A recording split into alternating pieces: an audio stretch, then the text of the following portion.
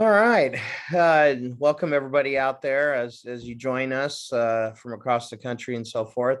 Orange Coast, as many know, has been around since the early 60s. And what we're striving to do is a lot of the people that have founded our industry and what we deem as masters and legends. I'm trying to get the newer generation to know them personally and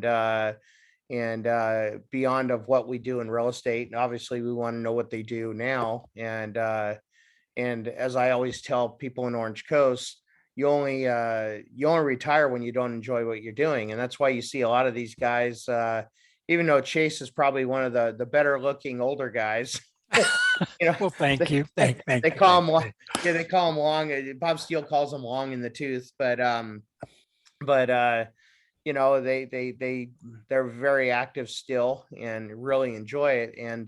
And part of the what Orange Coast is doing is documenting it, so we can upload these on YouTube and people can have them and they can see them as a library. Prior ones we've done, Hunter Cuscard, we've done Ron Robinson, Bob Steele, and these are all on our YouTube channels. And the YouTube link is on our email blast that goes out. There's many other videos, Jim Keller, all sorts that you guys can look up.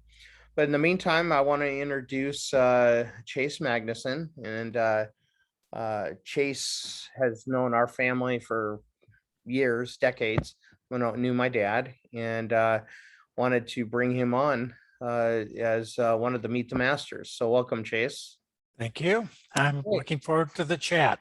Great. And there's a lot of names on here you would know. Harry Knerk's on and others. Yeah. So they're all over. I know. I thought Harry knew everything he ever wanted to know about me. I know. Oh, well, maybe he'll disclose some things that you don't want to know, but we all want to know, right? I'm an open book. It's All okay. Right. Well, why don't we dig in, and why don't we start off of what part of the world were you born? Where did you grow up, and so forth? I grew up in northern Indiana on the southern shore of Lake Michigan in a small town called Chesterton, Indiana. And I had two brothers and a sister, and we were a steel mill industry family, as most of the people in northern Indiana at that time were, with good solid jobs, and things went along. And after graduating from high school, when all my friends went off to Stanford and Harvard and IU and Notre Dame and everything, I was left alone. So I decided to go to Ball State University and got a business degree there. What did you want to do initially when you were growing up? What did you see yourself doing? I wanted to get a job in the steel mill that would last 31 years and 2 months so I could retire. And that was basically everybody that stayed in my community did until the steel mills ran into financial trouble in the late 60s, early 70s and going forth. So you had to be a big basketball fan growing up in Indiana. I understand they play basketball there. Yes. Just a little. I had my own Bobby Knight chair that I would throw around outside just practicing. So yes. The funniest thing with Bob Knight is I remember an interview and he says when he dies, he wants to be buried upside down so everybody can kiss his butt, Yeah. He's a character, but yeah, Indiana, the Hoosiers, lots of movies and so forth like that.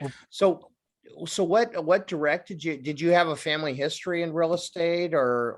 Oh, absolutely not. I went to college at Ball State, and after I graduated, I was looking for the next phase in my life, and heard that there was opening at the law school in Albuquerque, New Mexico, at the University of New Mexico. And my wife and I got in the car and drove out, met with the dean, and I entered law school a couple months after leaving undergraduate school. And I stayed in law school for about a year and a half. And a number of my friends in law school were working in real estate to pay their way through law school. And I found that very interesting. And Mike Haley, who is one of the big CCIM instructors over the years, induced me to get into real estate. And that's how I entered it with a old line residential company in Albuquerque. Oh, okay. Okay. And how, real estate has different tentacles all over the place, residential, all that stuff. When did you get into the creative side? How did you, with the SEC, and how did you get involved in these creative aspects? Well, in about 1971, I took the CCIM courses and got my CCIM early in the process, which led me over to the direction of investment in commercial real estate. And strangely enough, my family in northern Indiana, where it can be very cold in the winter, we played a lot of Monopoly during the winter. And it was a natural transition for me once I found out about 1031 exchanging, is to try and use what I'd learned within my family and how to deal with my brothers and sisters in exchanging.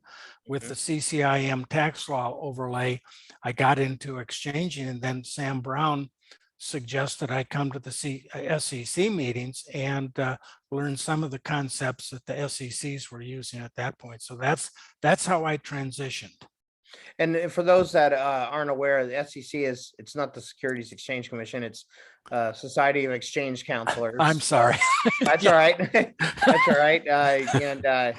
And so they're a group like NCE, the National Council of Exchangers, but their membership, and I think there's a little under 100 in the nation right now, but it has lengthy, and you could go on Google and check them out and so forth as well.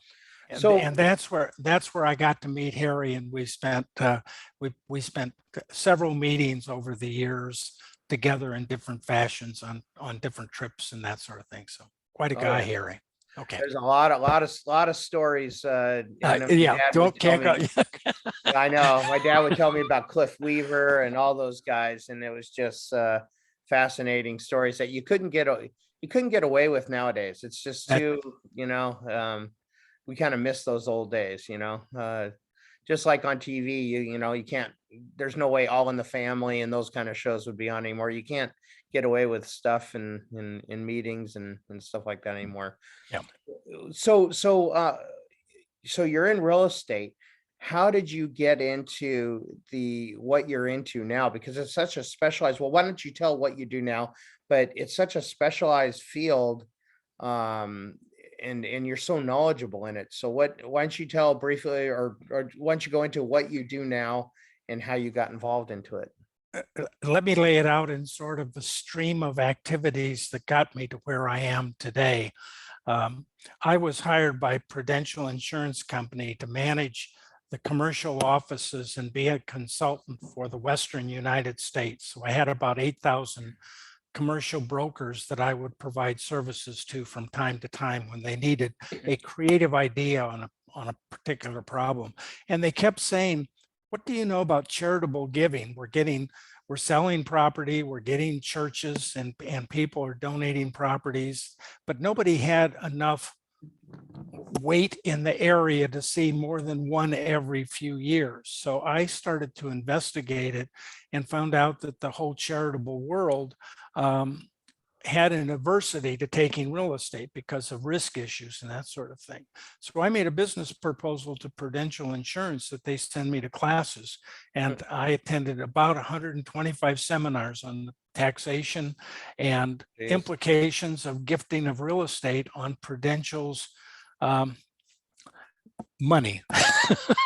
Right. They paid for me to travel. I went to the best seminars, national conventions, and everything else. And I kept running into the problem that charities are offered real estate, but 80% of everything they're offered, they reject.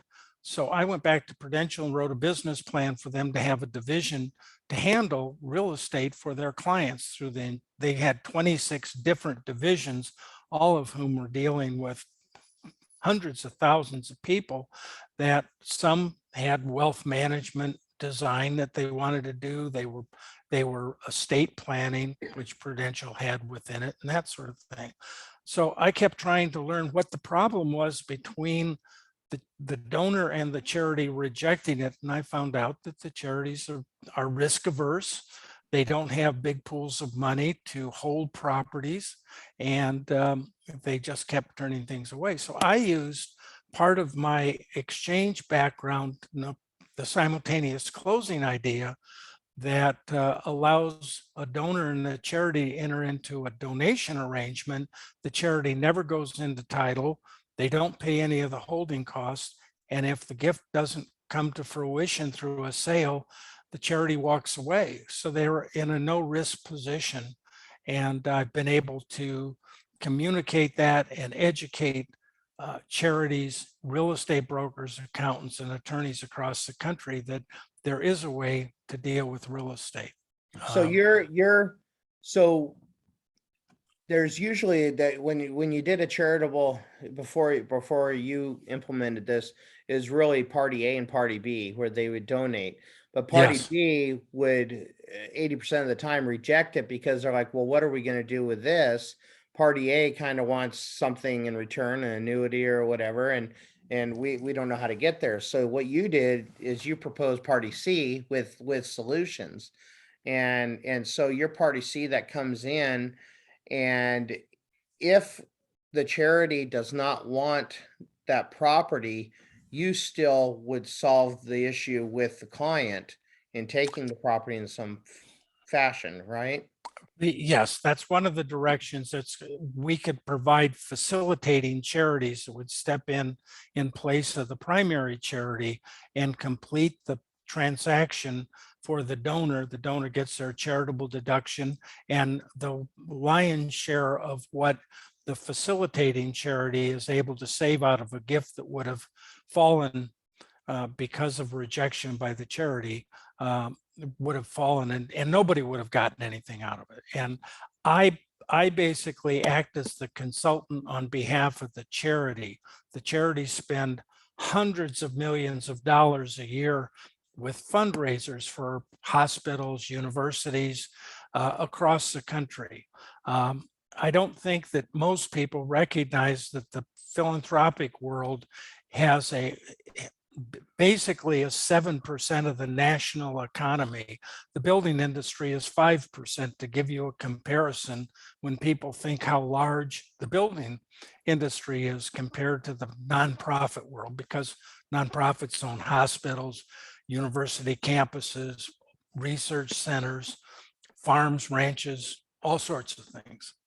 Right. So I act as a consultant to help the charities work through the process, hire local brokers, title companies, and that sort of thing, and manage the transaction. But by the use of the 1031 simultaneous closing, the donor and the charity get what they want out of the transaction. And as you said, some of these arrangements, the donors are exchanging their equity in the property for a lifetime annuity. And so the charities are reluctant to do a charitable gift annuity where they're going to pay a donor for the rest of their life $10,000 a month, whatever the number is, because they don't know what the final sales price on the property is going to be. And if they take a property for $1 million and can only sell it for $925,000, if they do 5 or 6 of those, their charitable pool will be upside down. So they'll have to supplement it out of their operating account. And they didn't like that position very well. So that's the solution that I've been able to implement within the industry. I also approached it from the standpoint of charities are the ideal exchange parties. Number one, most of their properties that they have got in their portfolios that have been donated are in the early stages of figuring out what they're going to do. For an exchanging party or somebody that's in a starker pool, it's a perfect place to go buy a property that's not yet on the market. So, wow. Okay. There's a lot of information. I'm sorry. No, because you just did that last comment. You just you just came up with kind of hit me. I never thought about, these charities are sitting there with assets that were donated to them that could be a fantastic opportunity for us. It could be a piece of land, it could be a development it could be all sorts of different things. And that's a good pool because everybody's searching for good product right now. And the MLS, by the time it hits the MLS, it's already picked over, and so forth. So, a lot of people go chasing after bankruptcy attorneys, that kind of stuff. But I don't think you're the first person ever that I've heard that says, if you knock on the door of charities or go through you to find a product, you could find that product. But it's interesting. But going back to what you were saying before, also is, so if this charity did not, this didn't match with this charity, what you do is you have vast other charities that it could match for, and so forth. That's interesting because you're almost representing a bunch of charities in a way that can fit and match both uh, uh, people's needs, both sides' needs. Absolutely. I don't want to get off the an individual charity's properties that are donated. Imagine going to a charity and ask for a sale leaseback on one of their properties when they need capital that they don't want to go out and borrow, but they've got wonderful assets and they'll just lease it back for. Those are not on the market for anybody to talk about. Right. Right. Those are open. Those are truly pristine transactions. Every charity is not going to do it. Right. But I've sat on the board at United Way in San Diego, and they had a big building, and they did a sale leaseback on it. Wow. So if people are interested in pursuing that aspect, they could contact you as well. And you could give them guidance possibly and so forth through that. Now, if I had if I had a property or an asset, and let's say that I have strong ties to this charity, to this school or church or what Yeah. have you, could you then, and you haven't worked with them in the past, but could you help facilitate that? Or Yes, they hire me as a consultant and I manage the process for them. I spell out how the arrangement would go and what they would do. And yes, okay, for a charity that does not have the capability to handle real estate at all, or they don't, sometimes these gifts come from a wealthy donor that go to the chairman of the board. There are no staff members dealing with fundraising. They're usually getting money out the door for their mission rather than fundraising as a primary source. So a chairman of the board might get somebody that says, look, I've got a warehousing complex we don't use anymore. I can't write you a check for $5 million, but would you take my free and clear building? right, right, And where does the chairman go? yeah. Does he go to, so there's Yeah, where does that. he go? I mean, in the majority of these charities you see out there, I know I'm exaggerating a little bit, but like you said, they're all tied up, and then all of a sudden they're like, "Wow, we need to generate money," and they're now all of a sudden they're doing baking sales, or they're doing, these small Great little duck races where they've got 15 people and they make $2,000 for the weekend.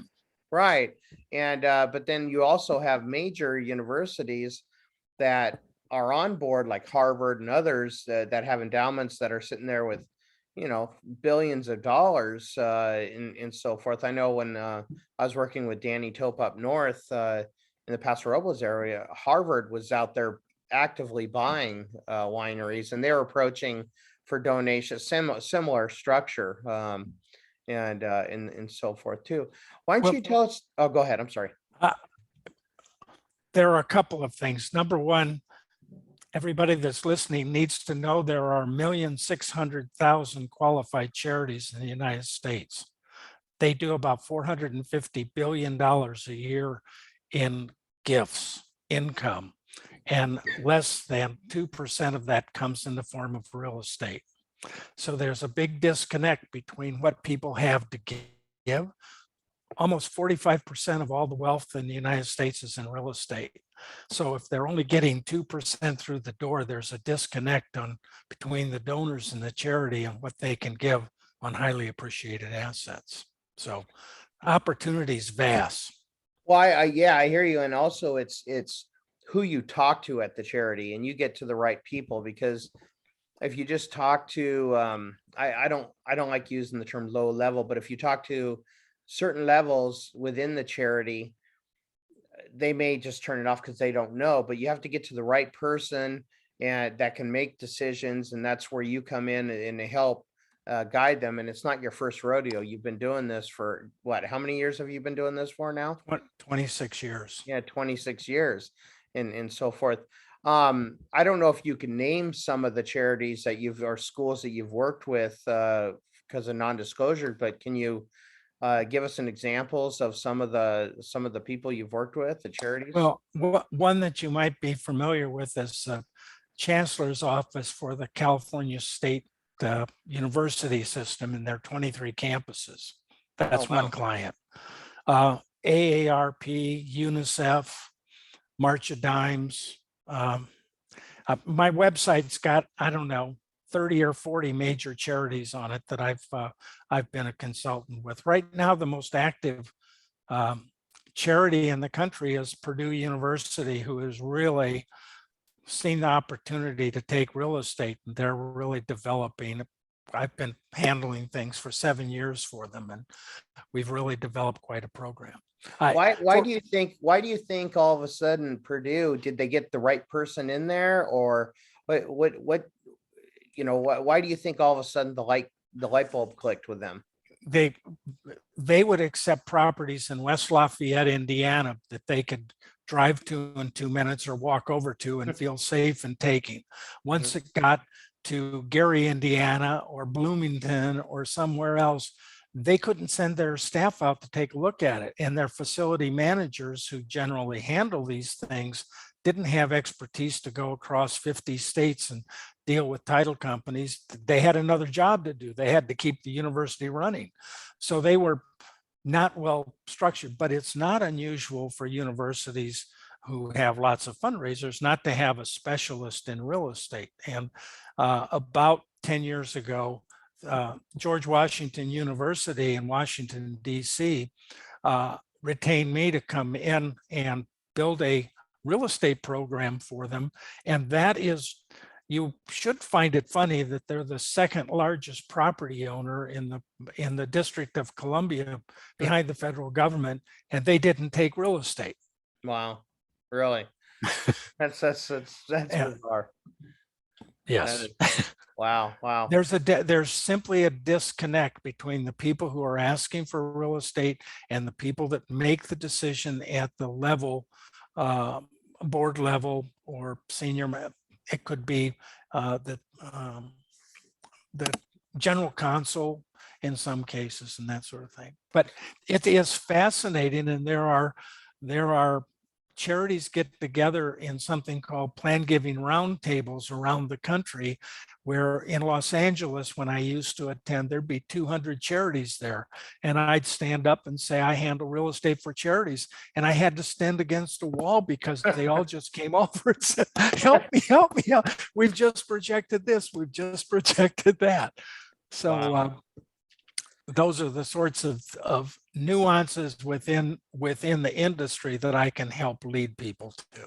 So you basically you say, okay, university, you were offered this and you're going to reject it, but let me show a way or the reason why you shouldn't reject it.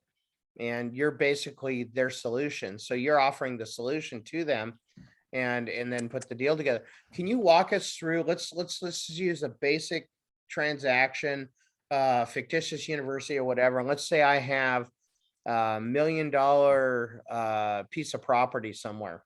Could it be land or could it be anything? It can be anything but timeshares. Okay. So let's say I have a piece of land, $1 million piece of land. It's verifiable $1 million piece of land.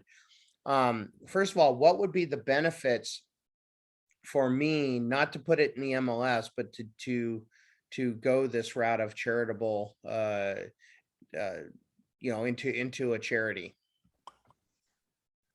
You mean you're talking as though you're the donor and you're trying to make a decision between selling the property and paying your capital gains or ordinary Right. income tax, depending on how it's classified, or From an giving owner it to a standpoint. charity? Yeah, from an owner standpoint, first of all, what's the benefits for me donating it, doing this kind of transaction? I'm sorry to take this position with you, but the problem with what's in it for me is doesn't fly in the charitable community. You're Okay. supposed to be, from the beginning of it, a philanthropist that are saying, I want to fund my charity with this asset. If the Okay. charity benefits from it, what ancillary benefits comes to me rather than structuring the transaction? What's good for the donor and the charity gets whatever's left over. Okay. I, All right. I'm That's fair enough. No, that's great. I'm just, we're laying everything out there.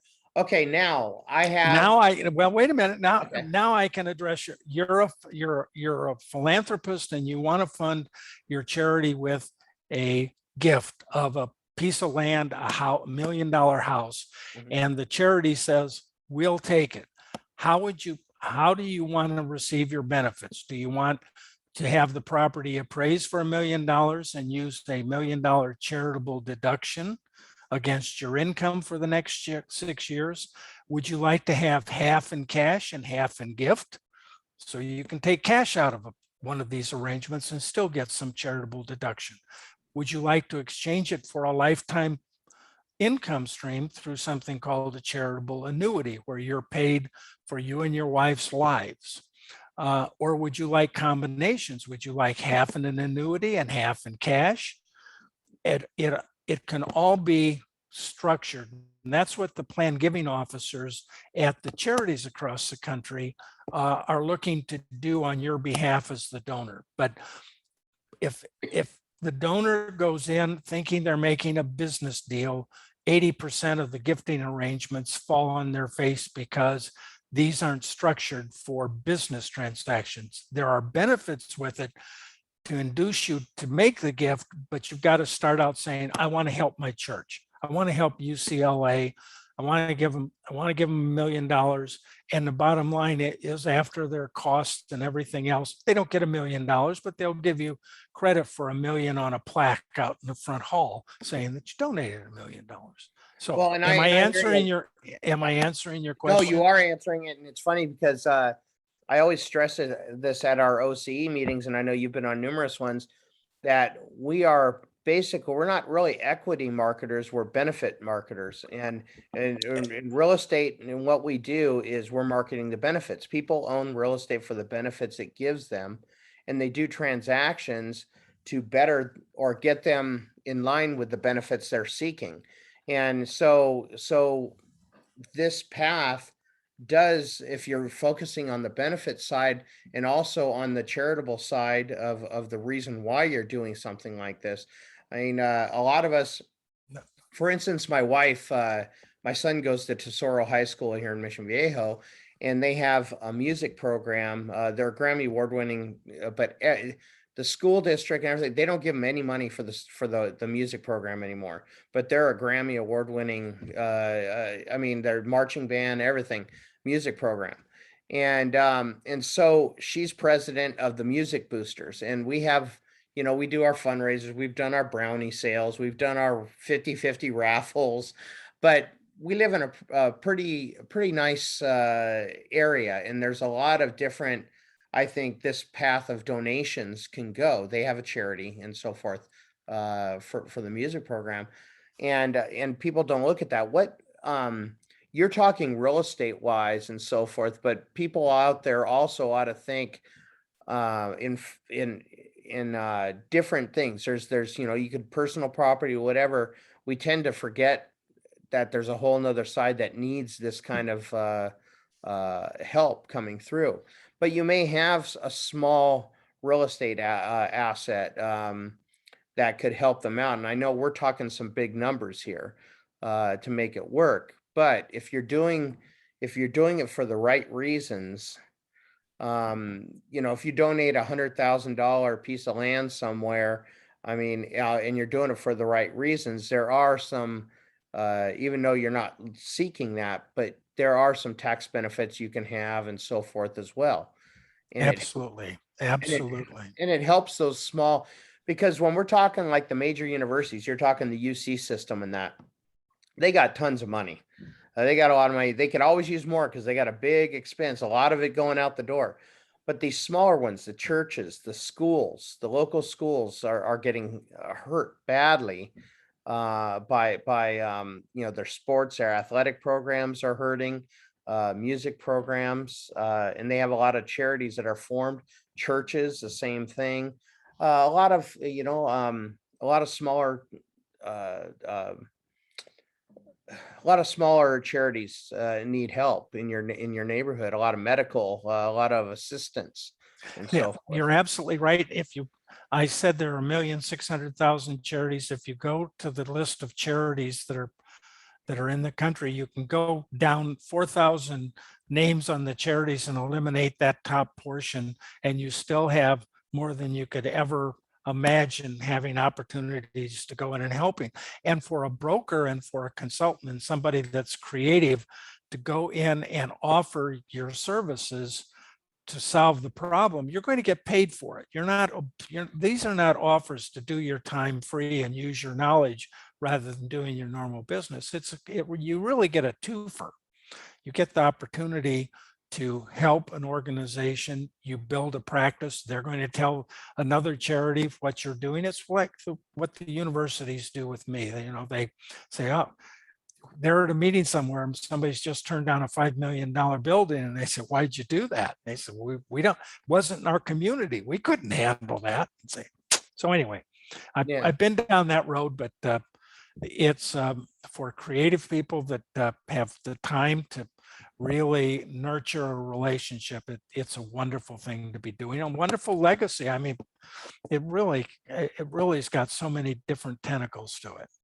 yeah. I've done a lot with Saddleback Church out here. Pastor Rick and Rick Warren and handled a couple sales. I mean, it was pretty easy because there were homes that were donated, which is a pretty easy. It's basically cash, but and then I've basically you know, forgo my commission to go back and stuff, because it's just the right thing to do when they're doing the right things for things, and you got to be the right frame of mind to do this. You're not out for yourself, like you said. You're out for the benefit of all this and so we forth. we do a lot of value added to the offer of a piece of real estate.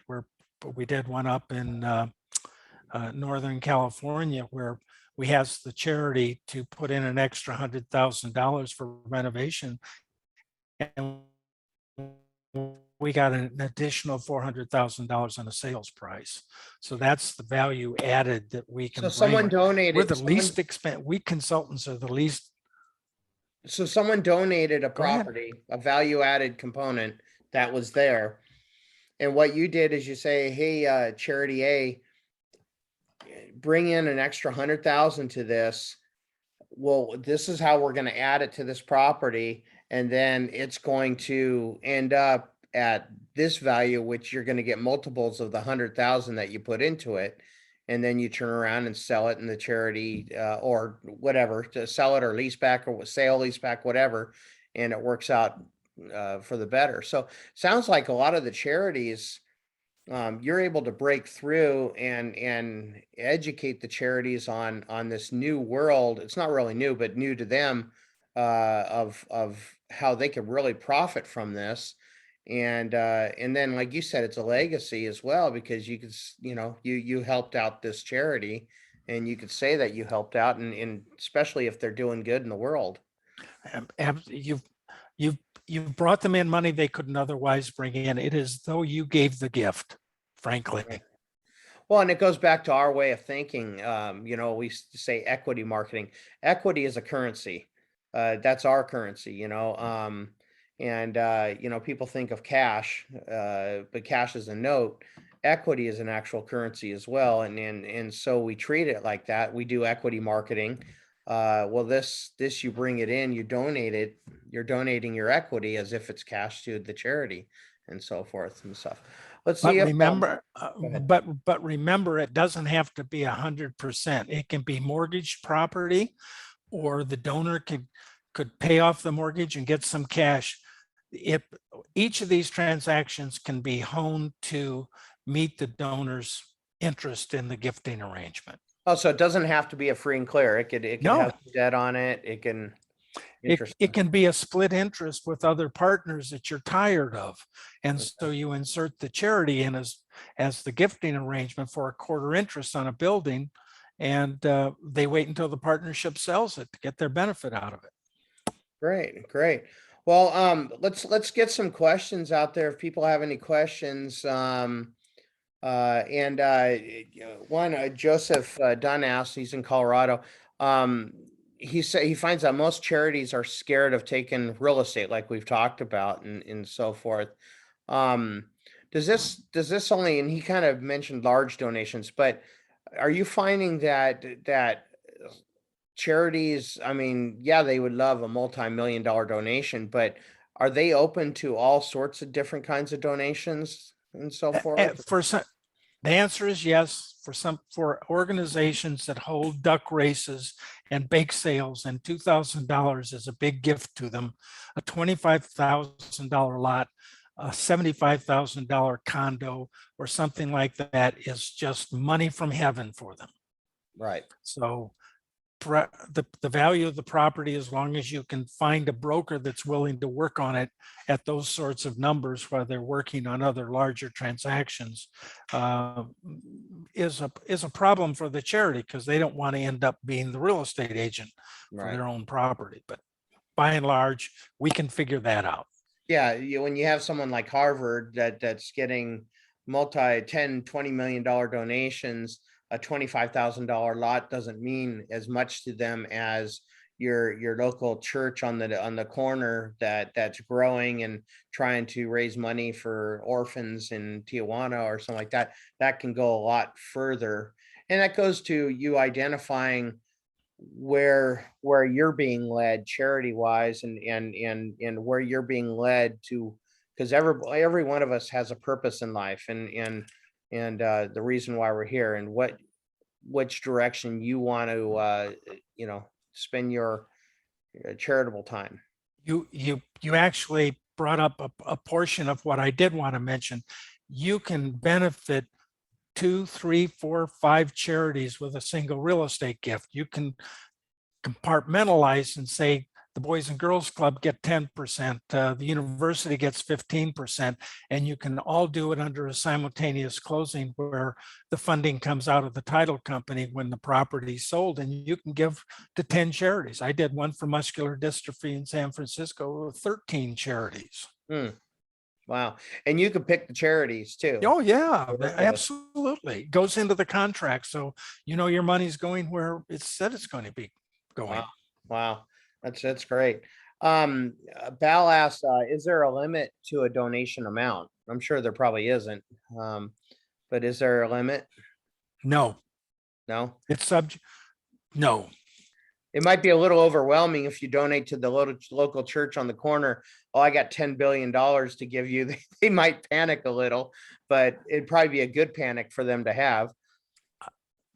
Yes, that would be a nice problem to have. They could get good, competent accounting and legal advice, I'm sure. Sure. They would definitely, and usually I found that most churches like Saddleback, the mega churches, actually their charities help the smaller churches. So they're a charity within charities, and they pass it down to help the smaller charities. It's called a facilitating charity. Okay. Yeah. So you're actually helping not only your main, but you're helping, it's like a tree where it just trickles down, because a lot of these cannot, they're stronger together. And so they can produce, and they could gain more together than they can standing individually.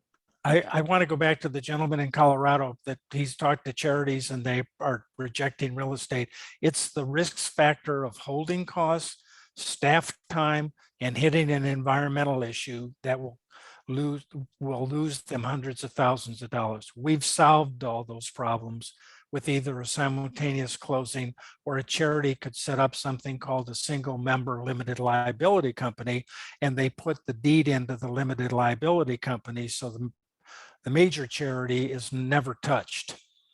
Okay. Now, if I was setting my estate up, and as you know, a lot of parents and grandparents don't tell their siblings, their kids, whatever, what the estate is, because they don't want to cause problems until that day comes. Could you set it up where it will go to a charity, but then the benefits from that, whether it's an annuity or something like that, could go to the grandkids or can go to other people, so it doesn't come to you, it goes to your family or your heirs in a way? Well, you can actually set up something called a charitable remainder trust and put those assets in, sell the assets, and then you could get an income for your life, and then the children could get an income for up to 20 years after that. Oh, wow. Okay. Great. All right. Are there any other questions? A lot of people are basically, you've answered so many of their questions. They're like, oh, this is great information. Yeah, And I do have a book on this whole subject. You can go to my website and download it for free. okay. And why don't you give your website? realestateforcharities.com. So realestateforcharities.com.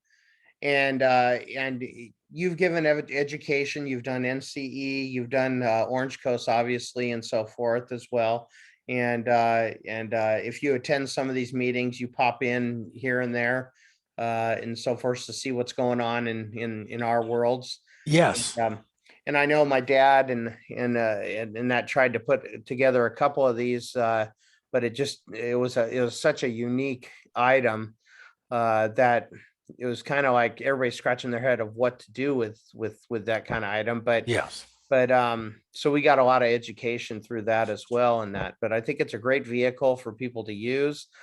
Don't only think of charities as these big universities and that. Think of your churches, think of your schools, think of, these schools got to raise money themselves. The local, the hospitals, St. Jude's and Chalk and all these that don't charge their patients, which is a huge benefit in giving Yes. back. And Shriners. I don't know if you mentioned Shriners, yes, Shriners.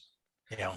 I mean, I've my daughter, she's well now, but there was a 4-year stint where every year she was in Children's Hospital for a good 2-3 weeks a year, and to not receive a bill, to not have to worry about it, they because of donations from others, is a huge way of giving back. And it's just amazing. So, and thank you, Debbie. Debbie put up your link in the chat as well. Good. So great. All right. Well, did you have anything in closing, Chase, that you want to say? Or I would just like to have the people who are really interested in the subject area to take some time to do some reading on it, and then meet with either charities that you set on the board or people who sit on boards of charity, and just ask them one question: do you take real estate? And you'll be shocked at not only what they've turned down, why they don't do it, and open up an opportunity for yourself to use creative real estate solutions to help the charitable world and all the people that the charity's mission helps. You think in terms of just the charity, but it's the tens of millions of people who are benefiting from these charities across the country. And the federal government, through their laws and everything, are encouraging these sorts of gifts. So it's really a three-party arrangements: the donors, the government, and the charity. It's a wonderful world to be in. And you just, in closing, just like us, our minds go 100 miles a minute. And I just thought of another question for you really quick. what if we were, like you said, I believe everybody has a purpose in life beyond just our job and so forth. We have a purpose. We're here for a purpose. And you've been wanting to form a charity to do charitable work, and you have a property, or you have someone that will give you a property, but you need to form the charity, and you, at the same time forming it, someone can donate and so forth like that. Is that possible? Does it have to be an existing charity, or can it be formed and donate? What's the process there? Actually, you can enter into a donation agreement, which is not completed by the donation, the deed transferring. You could get your IRS certification as a 501c3 and then close on the gifting arrangement. You don't have to wait to get the donor under contract, so you really know that you're going to be able to get the property before the charity's taken care of, because it's everything in the charitable world is when the deed transfers. It isn't when you enter into the contract for it. It isn't when the charity was formed or anything else. So if you had somebody that had a $250,000 lot in Laguna Beach, and they'd say, we'd love to support the Sisters of the Nile, and if you'll form that organization, we'll give you the property. So you could enter into a donation agreement. Great, great. All right. Well, if there's I don't think there's any more questions. You covered it, and I think that's great. And it's realestateforcharity.org, right? Is it .org? Yeah, I've got 5 different sites, but yeah, .org, .com, Okay. both good. Great, great. And please check it out. If you have any questions, Chase, you could email him, call him. He's very accessible, very knowledgeable. And we have a lot of these masters. And I know you guys don't like the word masters, just like everybody else. You guys are all humble. But No, I'm not. No, I'm not. but we have all these resources that we've grown up with, and we need to, a lot of this creativity or these tools are kind of fading away, and there's a lot of tools. I always tell people that everybody has a hammer. If you have a real estate license, you have a hammer. That's the cash sale. But what our world brings, and when I say our world, the Orange Coast, the NCE, the SECs, all of them, we're adding to that toolbox with screwdrivers, pliers, whatever, because these are all tools that we can use and so forth in different situations. So I appreciate, Chase. I appreciate you being on. I appreciate everybody joining us. This will be uploaded later on today onto our YouTube channel, and I really appreciate your time, Chase. Thank you. And thanks for everybody listening to what I have to say. All right. Well, thank you, and take care. All right. All right. Bye-bye.